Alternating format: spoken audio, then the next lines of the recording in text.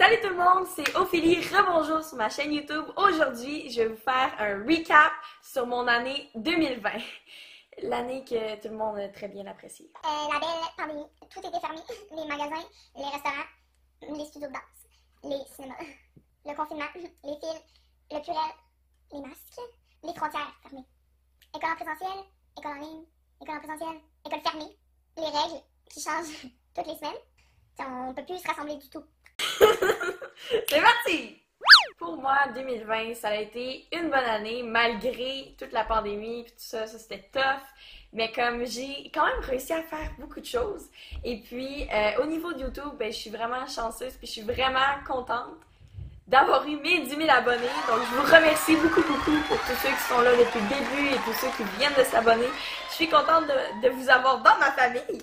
Et puis, aussi cette année, j'ai réussi à faire 27 vidéos. Pour ma 100e vidéo, on vous avait demandé ce que vous vouliez voir et puis vous avez dit Instagram contrôle ma journée. Donc ça a été un concept de vidéo justement qu'on n'avait jamais fait. Je crois que vous avez beaucoup aimé ça. Donc cette année YouTube, ça a été une belle année et puis j'étais contente de faire des vidéos pour vous. Écrivez-moi dans les commentaires ce que vous voulez pour l'année 2021. Maintenant. Ouais. Là. Ouais. Ah, tout de suite. Ok, parfait. Quand j'ai fini 2019, j'avais fini avec Révolution, donc j'étais passée à la télévision, puis ça m'a donné beaucoup d'exposure. Moi, c'est ça en français, ça. Exposure. Visibilité. Visibilité. Voilà. C'est ce que je cherchais. Ça m'a apporté beaucoup de visibilité, donc j'ai eu des demandes d'écoles de danse à travers le Québec pour donner des workshops. Les workshops, c'est pas quelque chose que j'avais fait encore avant, donc ça m'a permis d'avoir un processus de création qui était complètement nouveau. Donc, créer des chorégraphies. Ça m'a permis de travailler avec les jeunes, puis aussi de voir la passion dans leurs yeux, puis de réaliser à quel point on partage quelque chose en commun. Ça m'a tellement fait chaud au cœur. J'aimais tellement ça. J'ai pu créer des chorégraphies en jazz, en musical theater, en contemporain, en lyrique, donc tous des styles que j'adore faire et que j'ai beaucoup aimé développer justement ce côté-là qui était créatif. Cette année, au niveau de la compétition, ça a quand même été super parce que j'ai quand même réussi à en faire pas mal beaucoup. Et puis, juste avant que ça shut down, donc le 13 mars, j'ai pu faire 3 compétitions en vrai qui étaient les Break the Floor, 24/7, Jump et Nouveau. Et puis, tout ça, c'était à Philadelphie, à Boston, à Rochester. Donc, dans ces compétitions-là, justement, c'est des compétitions conventions. Et puis, dans 2 de ceux-là, j'ai été capable de me classer winner. Puis je dis ça comme si, genre, j'y croyais pas, mais c'est comme première année teen dans une catégorie 13-15 ans, que je danse 13 ans pour la première fois. Je m'y attendais vraiment pas parce que les gens sont tellement forts puis sont tellement bons que j'ai comme on fonce dans la masse de personnes parce qu'il y a au moins comme 500 personnes dans la salle. Dans les auditions, c'est des auditions de 2 heures, des fois jusqu'à 3 heures parce qu'ils ont tellement de personnes à passer. Puis là, tu fais ça en petits groupes, là, t'es comme, mon Dieu, tu sais comment ils font pour choisir. Puis que toi, tu fais partie des comme 5 gagnants à la fin. C'est juste comme malade, là. Bon, après ça, quand ils ont tout fermé, les compétitions se sont mis à faire ça en ligne. Donc, les Dance Awards, d'habitude, qui sont les nationaux de les Break the Floor, ça a été en ligne. C'était pas pareil comme avant, tu sais, qu'on se déplace à Orlando pour aller faire une compétition malade qui dure 1 semaine, des workshops en vrai avec des chorégraphes invités, mais là, c'était fait comme en virtuel de la maison. J'ai quand même eu beaucoup de fun, mais c'était pas pareil, c'est sûr. Et après ça, j'ai fait les nationaux de Ken Dance. Tout le monde, partout, qui pouvait s'inscrire. Et j'ai fait le top 10. Mais tu sais, c'est un top 10 qu'il annonce 10 danseurs qui sont comme gagnants, tu sais, top 10, mais il n'y a pas d'ordre. Donc, on ne sait pas j'ai eu quelle place, mais on sait que j'ai fait top 10. Donc ça, c'est malade. Yeah! Après ça, il y a eu les Icon Dance Awards. La compétition, ça fait plusieurs années qu'elle existe. Mais moi, c'était la première fois que je m'y présentais. Bon, c'était virtuel. Donc, j'ai envoyé mon solo. Puis je me suis rendu compte que c'était une compétition de plus de ballet, tu sais, ballet moderne, tout ça. Là. Mon solo, c'est comme un peu un contemporain un peu spécial, on va s'entendre. Donc j'ai envoyé mon solo, puis j'ai fait... Hi! J'ai eu la première place overall dans la catégorie... je sais pas c'était quelle catégorie, mais c'était ma catégorie d'âge. Ok, donc Young Creator Challenge. C'est une compétition de créateurs. Tu te présentes soit auto-créateur, donc tu crées ta propre chorégraphie, ton propre numéro. Je vais faire de mon mieux. C'est ma première création solo qui dure 2 minutes et demie. Ben, ça a été une belle expérience. Ça m'a permis d'apprendre puis grandir en tant que chorégraphe. Donc, c'était justement une première expérience que je vais toujours me rappeler parce que je me rappelle de toutes les heures que j'ai passées sur ça. Ben, j'ai gagné le choix du public. Encore une fois, malade, j'étais trop contente. Donc, ça l'a conclu mon année de compétition. Aussi, je sens que ça va être une année de création parce que là, j'ai créé beaucoup en 2020. Et puis là, j'aime vraiment ça. Là. Puis je suis vraiment dedans. Là, puis je me suis dit, mon Dieu, tu sais, je veux faire ça. Je veux devenir chorégraphe. Une chose que je peux pas croire que c'était cette année, dans mes souvenirs, comme c'est en 2019, tellement que ça se peut pas, là, parce que pour moi, dans ma tête, 2020, ça a été une année chez moi et chez moi. On est allé aux auditions du Joffrey Ballet, puis si vous me suivez depuis un petit bout, vous devez savoir que je suis ambassadrice du Joffrey Ballet. Et puis, comme moi, ça faisait une couple d'années que j'y allais l'été, ben ma sœur aussi, elle voulait essayer de le faire. Donc, on est allé à Auburn, New York, pour faire des auditions. Et puis, elle a reçu un scholarship. Donc, ça, c'est vraiment malade. J'étais vraiment fière d'Anne-Flo. Et je peux pas croire que c'était cette année parce qu'on était aux États-Unis en train de vivre notre vie, là, faire des auditions pour le Joffrey et puis avoir bien du fun, danser, puis penser que l'été, on allait retourner à New York pour faire le Joffrey. Et non!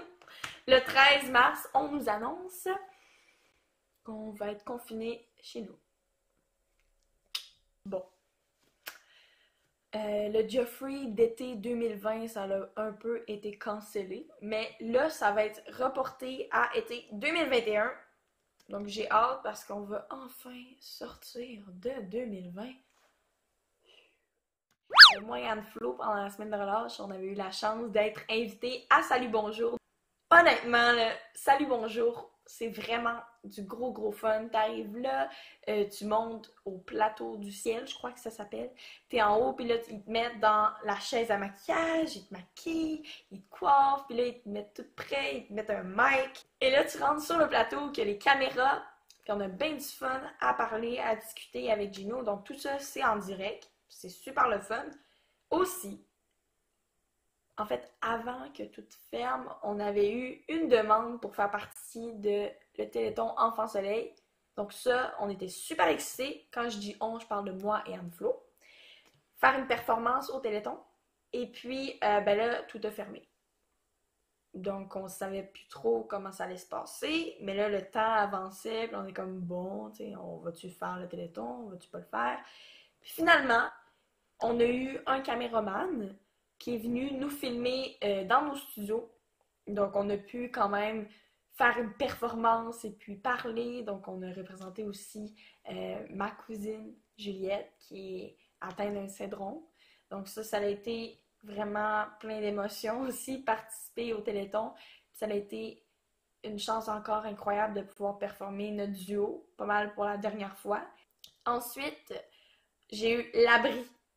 L'Abri, c'était comme une émission qui avait été mise en place par Comédia, donc des humoristes pour divertir les jeunes qui sont en isolement puis qui ont des problèmes de santé mentale, tu sais, que c'est difficile pendant la pandémie.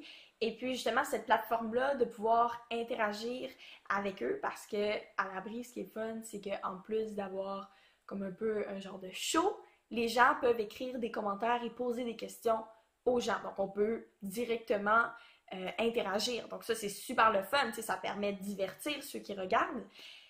Moi, j'ai invité là. à ce plateau-là en tant que danseuse. Donc, on s'entend que moi, je fais de la danse. Mais tu sais, je suis pas là pour faire une performance. Je suis là pour parler. Mais là, l'animateur, il pose pas vraiment les questions qui étaient prévues d'être posées. Fait que là, moi, je suis comme en mode improvisation totale. Je me fais poser des questions un peu bizarres, comme genre, toi, tu penses quoi des danses TikTok?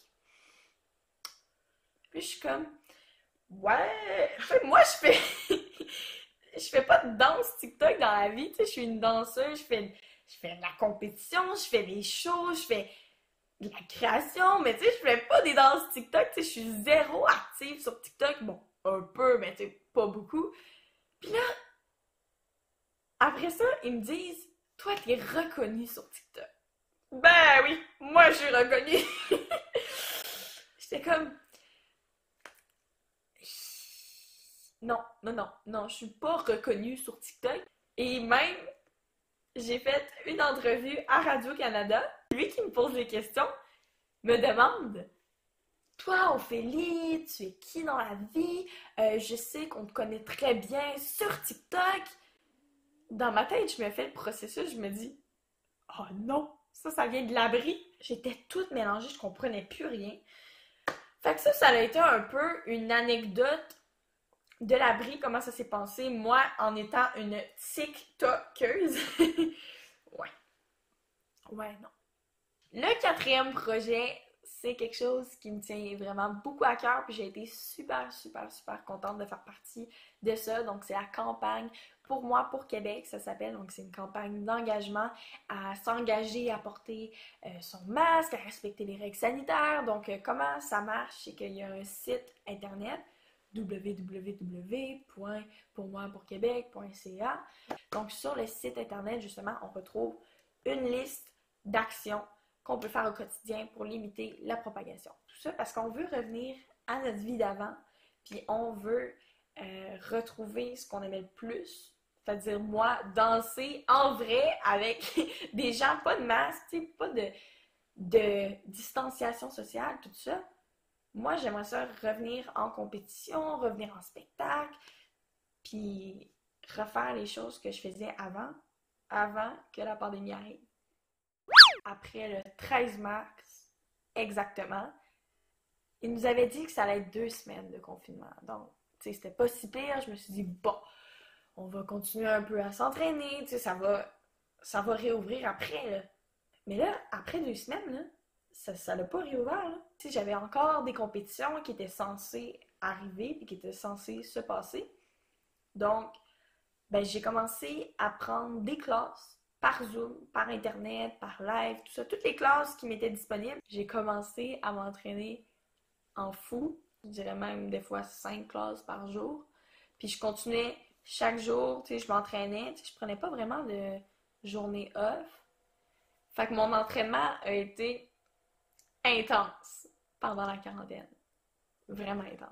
Donc moi, je pouvais travailler avec des chorégraphes des États-Unis, des chorégraphes du Canada, mais qui vivent loin, tu sais. Fait que ça m'a permis d'avoir quand même un bon entraînement varié, puis de prendre beaucoup, beaucoup de classes, puis de continuer à m'entraîner super fort. Puis même, je dirais que j'ai maintenu le niveau que j'avais de danse. Mais avec toutes les classes que j'ai prises, je pourrais même dire que je me suis vraiment, vraiment beaucoup améliorée. J'ai eu la chance, j'ai encore la chance de faire des collaborations. Donc la première chose qui est arrivée, c'est que j'ai eu un message de Alison Stroming. Alison Stroming, là. Une ballerine reconnue aux États-Unis qui m'écrit pour me demander si je voudrais faire partie de ses mentees. Donc, ses mentees, c'est ceux qui représentent sa marque à S Dancewear, qui font ses mannequins, puis aussi, surtout, ce qui est vraiment le plus hot, c'est mentorer. J'ai eu la chance de faire des classes avec elle, puis la chance aussi de pouvoir lui parler, des fois avec les mentee meetings, ça c'est vraiment, vraiment, vraiment cool. Aussi une autre collaboration de 2020, Protect Style. Donc c'est une compagnie de masques. Une partie des fonds amassés par la vente des masques est donnée à un organisme pour soutenir la santé mentale des jeunes. Donc ça, je trouve ça vraiment super, puis ça me tient vraiment à cœur. Je vais vous mettre mes codes promo pour avoir un petit rabais sur les masques, donc de Protect Style, et aussi les vêtements de danse de Eyes & Swear. Tout ça pour conclure que 2020, ça a été une année assez spéciale. Mais pour 2021, je souhaite vraiment le bonheur à tout le monde, puis je souhaite qu'on se débarrasse du coronavirus. Je souhaite vraiment que tout ça, ça termine bientôt, puis qu'on ait juste une vie normale. C'est ça que je souhaite, puis je souhaite que tout le monde soit en santé. Merci beaucoup d'avoir écouté cette vidéo. J'espère que vous avez apprécié. En tout cas, moi, j'ai eu beaucoup de fun à tourner ça. J'ai eu beaucoup de flashbacks. On se revoit dans une prochaine vidéo. Peace, guys!